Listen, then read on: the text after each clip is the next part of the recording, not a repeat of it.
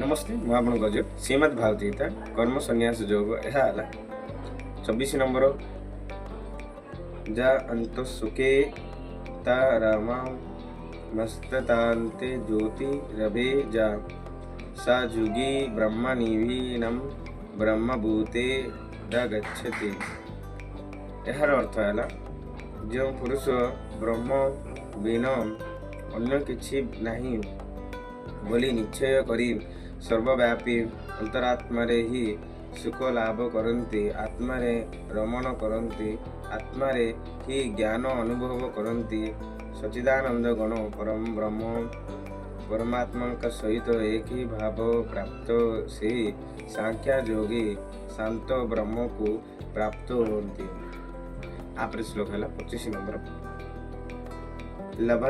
लभन्ते ब्रह्मणि वाणी मुसयम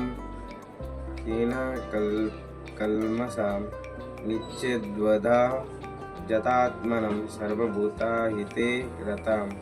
यार अर्थ है जो मानकर सकाळ पाप नष्ट हो जाइछि, जो मानकर सकाळ संशय ज्ञान द्वारा निभूत हो जाइछि, जो माने सकाळ प्राणी हितरे रत एवं जो मानकर विजित मन निश्चल भावरे परमात्मा अवस्थित सही ब्रह्मवेत्ता पुरुष माने शांत ब्रह्म को प्राप्त होते।